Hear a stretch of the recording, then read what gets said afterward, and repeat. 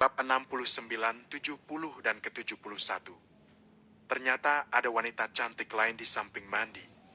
Anehnya, itu adalah Cecilia. Sosok tubuhnya sangat seksi. Pada saat itu, dia mengenakan rok yang sangat pendek dan dia terlihat cukup menarik dan menggoda. Dua wanita cantik berdiri berdampingan dan mereka berdua memiliki kekuatan yang berbeda. Memang ada banyak orang yang berbalik untuk melihat mereka ketika mereka lewat. Melihat Harvey, Cecilia sedikit mengerutkan kening. Dia sedikit canggung juga. Sejak insiden dengan $800.000, dia baru bertemu Harvey lagi. Dia memikirkan insiden di mana mereka bertaruh satu sama lain dan segera tersipu. Tapi Harvey bertindak seperti dia tidak melihatnya sama sekali. Dia berjalan menuju Mandy dengan acuh tak acuh. Dia kemudian tersenyum dan berkata, "Hai sayang." Itu membuat Cecilia agak kesal. "Aku sudah berdandan habis-habisan begini. Siapapun yang melihatku pasti akan terpesona karena aku memiliki tubuh yang menggoda. Sombong sekali dia. Bahkan dia tidak menatapku." Sepertinya Mandy dalam suasana hati yang baik hari itu. Dia tidak membantah itu ketika dia mendengar Harvey memanggilnya dengan cara yang begitu menawan. Dia kemudian menyerahkan tas di tangannya kepadanya dan berkata, "Kau bertanggung jawab untuk membawakan tas kami. Tentu saja saya siap melayani Anda." Harvey tersenyum bahagia sambil menggodanya. Baru kemudian dia melirik Cecilia dan berkata, "Putriku yang baik, kau ingin ayah memegang tasmu juga? Kau..." Cecilia sangat marah padanya. Dia menatap Harvey dengan tegas. "Harvey, jangan berpikir bahwa kau begitu hebat karena kau bisa berhasil mendapatkan seseorang untuk meminjamkan $800.000. Kau boleh sombong jika kau sudah bisa menghasilkan uang itu bukan dari hasil meminjam." Harvey tersenyum dan berkata, "Kau memang tidak bisa memegang janji." Harvey sama sekali tidak mempermasalahkan itu selama Mandy bahagia. Dia bahkan tidak peduli pada orang di sekitarnya. Harvey memegang tas mereka dan berjalan di belakang. Mandy dan Cecilia berjalan di depan sambil mengobrol santai. Sepintas, Harvey mendengar pembicaraan mereka. Syarat yang diminta oleh York Enterprise sangat berat. Mandy merasa Zima tidak akan setuju dengan itu. Karenanya, dia mengalami dilema sekarang. Dia ingin melihat apakah dia bisa pergi dan bertemu langsung dengan CEO keesokan harinya. Cecilia tidak terlalu tertarik ketika Mandy membicarakan hal-hal yang berkaitan dengan bisnis. Namun ketika Mandy menyebut CEO baru York Enterprise, Cecilia menjadi antusias. Dia kemudian berkata, "Mandy, kau sudah bertemu CEO York Enterprise yang baru?" "Belum." Mandy menggelengkan kepalanya. "Ya ampun, sayang sekali. Aku dengar CEO baru itu tidak hanya muda dan kaya. Selain itu, dia memiliki tubuh yang atletis dan sangat tampan. Apakah aku boleh ikut besok? Mungkin saja aku bisa minta akun sosial medianya. Menurutmu, apakah aku bisa menjadi istri CEO?" Cecilia sangat genit dan bersikeras untuk ikut. Mendengar itu, Harvey menjadi kikuk di belakang mereka. Dia sempat mengira Cecilia adalah wanita yang dingin dan suka menyendiri karena dia tidak pernah berpacaran dengan pria manapun. Tapi sekarang, dia terlihat seperti gadis biasa yang tergoda pada pria kaya dan tampan. Bab 70. Apa yang terjadi jika Cecilia tahu bahwa yang sedang membawakan tasnya itu adalah CEO yang sedang dia puja-puja sekarang? Mandy memandang Cecilia dengan serius. Setelah beberapa saat, dia mengangguk dan berkata, "Iya, bisa saja. Tapi sepertinya tidak mudah. Ada banyak sainganmu." "Oh ya? Walaupun aku belum pernah bertemu langsung dengan CEO, tapi aku sudah bertemu dengan sekretaris, manajer, dan bahkan resepsionis wanitanya. Mereka cukup cantik dan menawan. Mereka dekat dengannya yang berarti memiliki kesempatan lebih besar untuk berhubungan dengan CEO, ya kan? Coba saja kau bekerja di sana membantu membersihkan tempat atau ruangannya misalnya, lalu membersihkan meja CEO setiap hari. Kalau tidak, mana ada kesempatan buatmu?" Kata Mandy. "Ide bagus. Sudah kuduga kau memang yang paling tahu. Oke, aku akan melamar ke York Enterprise besok." Kedua wanita itu kemudian tertawa dan hanyut dalam pembicaraan. Mereka tampak bagai dua sosok yang sangat indah di jalan, bahkan Harvey yang berdiri di belakang mereka pun diabaikan. Saat mereka berkeliling, akhirnya sampai di area di mana itu hanya menjual barang-barang mewah. Terdapat sepasang sepatu yang sangat indah menarik perhatian Mandy dan Cecilia di etalase toko itu. Beberapa wanita juga mengelilingi toko dan memandangi sepasang sepatu itu. Mereka terlihat terpesona melihatnya. Sepatu itu adalah koleksi terbatas, kolaborasi dengan merek lain secara eksklusif. Hanya ada satu pasang di seluruh Nyumhi. Harvey melihat harganya sekilas dari luar. $16.000. Kau suka?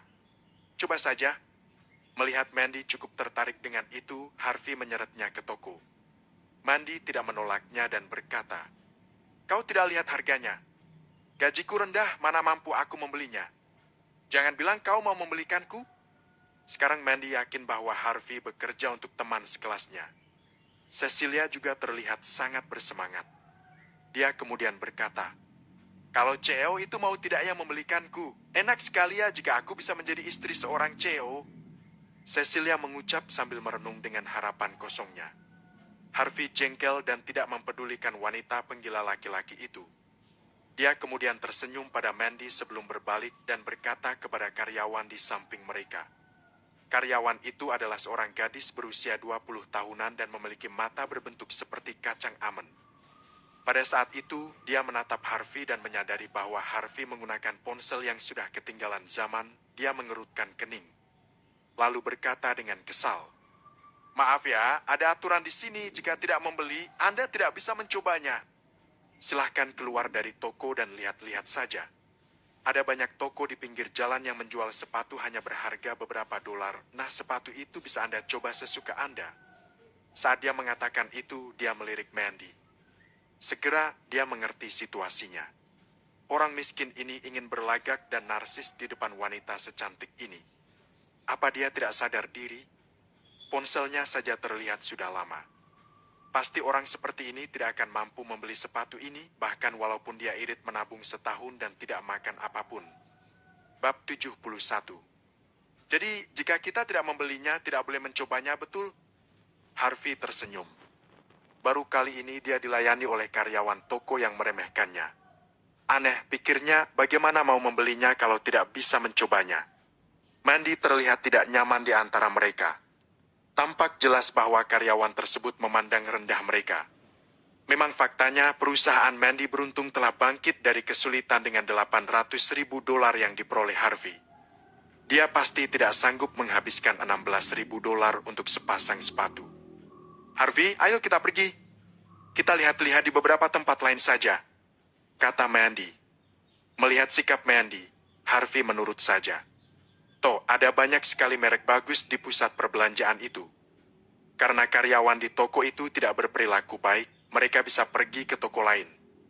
Selama mereka punya uang, mereka tidak perlu khawatir tidak bisa membeli sepasang sepatu.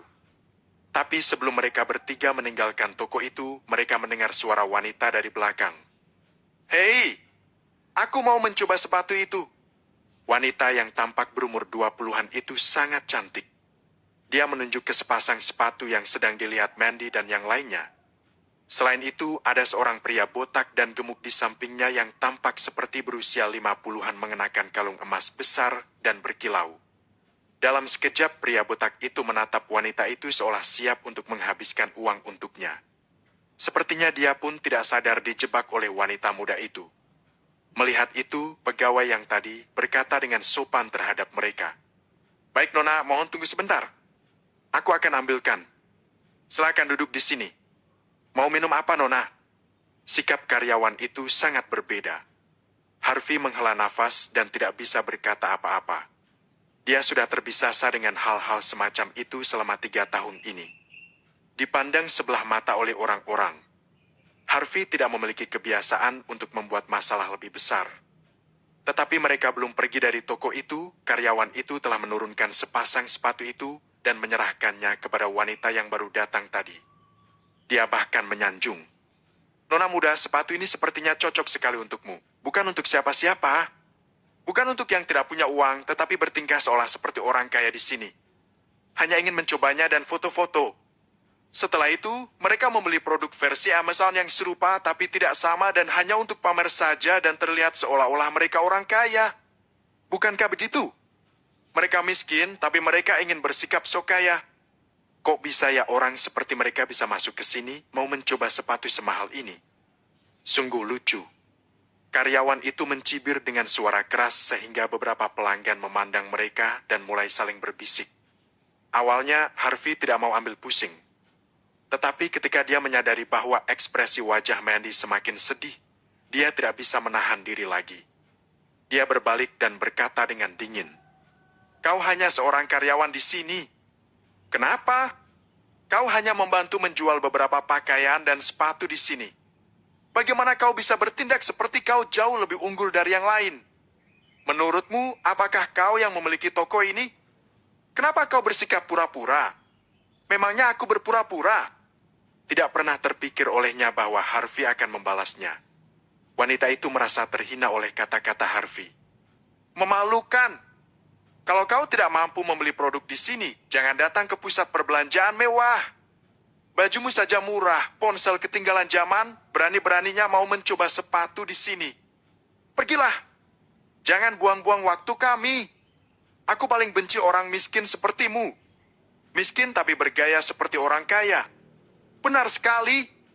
Wanita cantik tadi melirik Mandy.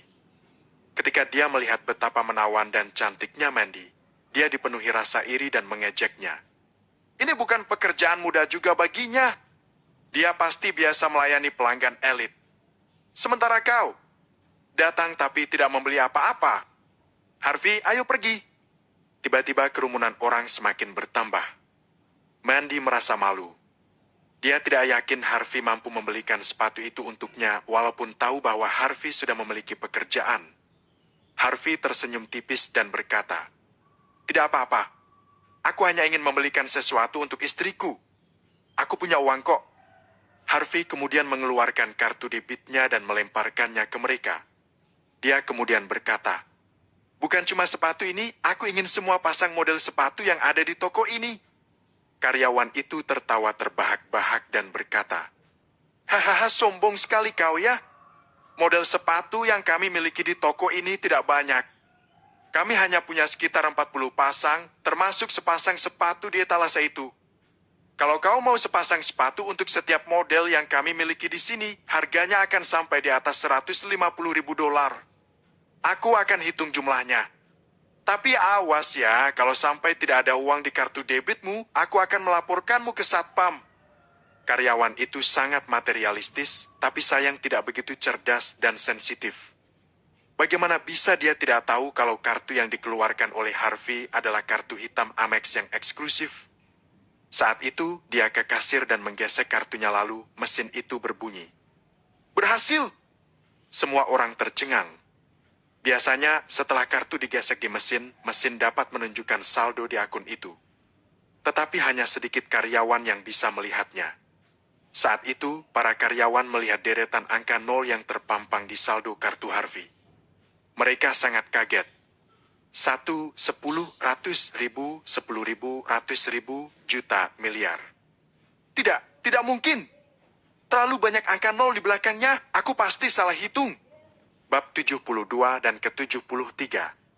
Kaki karyawan itu langsung gemetar. Mereka semua terpana dan bingung atas apa yang mereka saksikan. "Maaf Tuan, saya minta maaf." Dalam sekejap bahkan pemilik toko pun bergegas keluar. Dia bahkan tampak penuh hormat kepada Harvey, menganggukkan kepalanya dan membungkuk kepada Harvey. Dia dianggap tamu yang penting dan berkuasa. Tidak ada satupun orang yang berani bicara sembarangan lagi. "Tidak perlu minta maaf padaku. Berikan komisinya kepada wanita cantik ini," ucap Harvey sambil menunjuk ke karyawan lain yang bersikap cukup sopan barusan. "Ya, siap." Karyawan itu mengangguk-angguk dengan tangan gemetar. Karyawan yang mengejek Harvey barusan, wajahnya menjadi pucat. Jumlahnya mencapai $150.000 dan komisinya sekitar beberapa ribu dolar. Sekarang, dia telah kehilangan kesempatan untuk mendapatkan beberapa ribu dolar itu. Selain itu, dia bahkan telah menyinggung tamu yang menjanjikan dan penting yang mungkin akan berbelanja dengan mereka nanti. Mereka bahkan rasanya ingin berlutut dan berterima kasih di depan Harvey. Wanita penggoda tadi melangkah maju tiba-tiba berteriak, "Apa yang terjadi? Aku duluan yang membeli sepatu ini, kenapa jadi dia yang membelinya? Awalnya dia iri dengan kecantikan Mandy, sekarang setelah melihat bahwa orang miskin di sampingnya mampu membeli sepatu dengan harga sekitar $150.000, dia terlihat sangat marah. Harvey tidak menggubrisnya. Dia kemudian berkata kepada pemilik toko, "Kirim saja semua sepatu itu ke Zima Advertising." "Baik, Tuan," kata pemilik toko dengan hormat. "Hei, sialan! Aku sedang bicara padamu. Kau tidak mendengarku? Apa hakmu membeli sepatu ini?" Wanita itu memelototi Harvey karena dia tidak menerima kenyataan. Dia marah sekali. "Aku bisa karena aku kaya," ucap Harvey tegas melambaikan kartu debit di tangannya. "Kau!" Wanita itu langsung emosi dan hendak menyerang Harvey, kemudian terdengar sebuah tamparan. Bukan Harvey. Namun, wanita itu yang ternyata ditampar, dia menutupi pipi kanannya dan terhuyung mundur.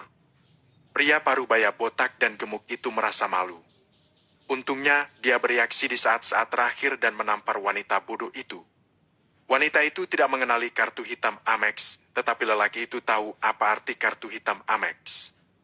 Harvey adalah pria yang berpengaruh dan kaya raya. Jika dia benar-benar menyinggung Harvey, dia bisa bangkrut kapan saja. Beraninya kau menamparku karena orang-orang ini?" Wanita itu menahan malu. "Dasar jalang! Kenapa sikapmu seperti ini? Kau merasa hebat. Sombong sekali." Pria botak itu menendangnya dan dia jatuh ke lantai. Setelah itu, dia berbalik mencoba menjilat Harvey. "Tuan, maaf saya kurang mendidik bawahan saya. Jika kami menyinggung Anda, kami minta maaf." Saat dia berkata demikian, dia tidak memiliki kekuatan di depan Harvey. Harvey tersenyum tapi tidak berkata apa-apa. Melihat itu, pria botak itu sangat ketakutan. Menit berikutnya, dia langsung berlutut di depan Harvey. Dia kemudian berkata, "Tuan, ini salah kami. Kami benar-benar meminta maaf kepada Anda. Dan kau, kemari. Minta maaf kepadanya." Meskipun wanita itu sombong, dia tidak bodoh. Pada saat itu, dia mungkin telah menyadari bahwa mereka telah menyinggung orang yang seharusnya tidak mereka singgung. Dia tampak sangat kesakitan, tetapi dia masih merangkak ke sana. Dia kemudian berlutut dan berkata, "Maafkan saya memang salah. Tuan, jika tidak ada yang lain, bolehkah kita pergi sekarang?" Pria botak itu bertanya dengan penuh hormat. Melihat Harvey mengangguk sedikit, pria botak itu menyeret wanitanya itu dan bergegas pergi. Para karyawan dan tamu lain di toko itu cukup tercengang tak percaya. Apa yang baru saja terjadi? Siapa sebenarnya pria itu? Meskipun dia memakai pakaian murah dan menggunakan ponsel lama, dia bisa menaklukkan pria botak tadi. Pria itu pasti sangat kaya dan memiliki pengaruh.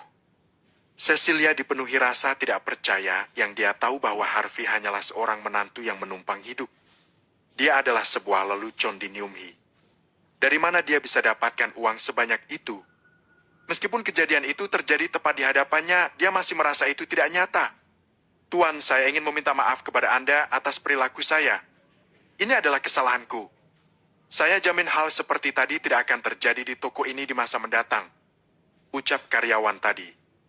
Harvey menatapnya dengan dingin tetapi tidak mengatakan apa-apa. Jika karyawan itu tidak kurang ajar pada Mandy tadi, dia juga tidak akan pedulikan itu. Bab 73. Setelah memberi mereka alamat pengiriman ke perusahaan Mandy, Harvey dan yang lainnya langsung pergi. Semua karyawan yang di sana tidak berani mengangkat kepala dan pelanggan lain di sana dibuat terkagum. Mereka tidak tahu orang macam apa Harvey itu. Kenapa masih rendah hati? Sangat mengerikan. Ketika mereka sampai di luar, Mandy berkata dengan lembut, "Harvey, sebenarnya apa yang terjadi? Kenapa kau punya banyak uang? Selain itu, kenapa lelaki botak tadi menjadi sangat takut padamu apalagi saat melihat kartumu?" Cecilia juga menatap Harvey. Dia menerka-nerka. Harvey mengangkat bahu dan berkata, "Kartu kredit itu bukan milikku. Itu milik teman sekelasku. Aku bisa menggunakannya dan membayarnya nanti dari gaji. Kau tidak perlu khawatir. Gajiku lumayan tinggi. Soal kartu itu, mungkin teman sekelasku bukanlah orang biasa." "Oh begitu?" Mandy mengangguk. Teman sekelasnya bisa meminjami Harvey $800.000 begitu saja. Selain itu, dia meminta Harvey untuk menangani tugas berat membeli Porsche. Kartu debitnya bisa digunakan begitu saja meski terpakai sejumlah 150.000 dolar. Pastinya teman sekelasnya itu bukanlah orang biasa. Cecilia menghela nafas pelan. Dia mengira Harvey sudah berubah dan telah memperbaiki hidupnya. Kemudian dia penasaran dan bertanya, "Harvey, apa pekerjaan teman sekelasmu?" "Investasi." "Kenapa?" Harvey tampak bingung. Apa yang ingin dilakukan oleh wanita penggila ini sekarang karena dia selalu bertindak kurang ajar? "Sepertinya temanmu itu kaya raya. Apa dia lajang? Apakah kau mau memperkenalkan dia padaku?" Tanya Cecilia genit. Memang itulah tujuan hidupnya, menikah dengan orang kaya. Dia memikirkan tentang CEO York Enterprise sebelumnya. Sekarang ketika dia melihat teman sekelas Harvey lumayan kaya, dia tertarik. Harvey bingung. "Bukannya kau bilang tadi mau melamar kerja ke York Enterprise? Kenapa berubah pikiran?" Cecilia risih. "Jangan sok tahu. Tahu apa kau soal aku? Ini hal yang berbeda, jadi aku ingin berinvestasi. Aku tidak akan mungkin hanya fokus terhadap satu pria saja. Aku butuh 10 dan menikmati semua keuntungan dari mereka." Harvey tidak tahu harus berkata apa lagi. Cecilia memang orang yang berbakat di bidang bisnis. Jika bukan karena identitasnya yang dirahasiakan, dia tentunya akan mempekerjakannya di perusahaannya. "Ngomong-ngomong, ada restoran Northland yang baru didirikan di lantai atas pusat perbelanjaan ini. Kudengar mereka menyajikan makanan yang cocok untuk bangsawan dan koki di sana adalah keturunan dari mantan koki kerajaan. Mari kita pergi ke sana dan mencobanya," ajak Cecilia. Northland bukan hanya restoran yang cukup terkenal di kalangan selebritis. Belakangan ini, banyak orang di New Hee merasa sangat bangga jika mereka bisa menikmati makanan di Northland. Mereka perlu membuat reservasi setidaknya setengah bulan sebelumnya. Selain itu, tidak sembarang orang bisa pergi ke sana dan menikmati makanannya. Perlu memiliki status dan pengaruh penting untuk berada di sana. Meskipun Mandy tertarik, dia menimbang-nimbang. "Kita belum reservasi. Aku yakin kita tidak bisa masuk ke restoran, kan?" "Jangan khawatir. Salah satu mantan teman sekelasku adalah manajer Northland. Tentu saja mudah bagiku untuk meminta satu ruangan khusus untuk kita sekarang." Saat Cecilia mengatakan itu, dia menatap Harvey dengan puas. Harvey bingung. "Kenapa kau melihat ke arahku?" Cecilia berjalan di depan dan mereka naik lift eksklusif ke lantai atas pusat perbelanjaan. Tempat itu sangat megah. Pelanggan biasa tidak mungkin berani mendekati tempat seperti itu. Ada dua wanita cantik berpakaian menawan di meja resepsionis. Melihat ada orang yang mendekati restoran, mereka menyapa dengan hormat. "Tuan dan Nyonya, Northland memiliki aturan untuk membuat reservasi sebelumnya. Jika Anda tidak melakukan reservasi sebelumnya, Anda tidak bisa makan di sini." Cecilia tersenyum dan berkata, "Tolong panggilkan Tuan Johnson. Bilang saja padanya ada mantan teman sekelas yang mencarinya." Setelah beberapa saat, seorang pria berjas keluar dari Northland. Dia kemudian berteriak kepada resepsionis, "Kau tidak tahu ini jam sibuk? Berapa kali harus kubilang? Jika mereka tidak membuat reservasi, kau tidak harus melayani mereka." Masih saja. Sebelum dia selesai memarahi karyawannya, Cecilia tersenyum dan berkata, "Wyatt, lihat siapa yang kubawa untuk makan di sini." Wyatt memandang mereka tanpa sadar. Menit berikutnya, matanya berbinar. Dia kemudian berkata, "Ternyata dua gadis cantik dari sekolahku.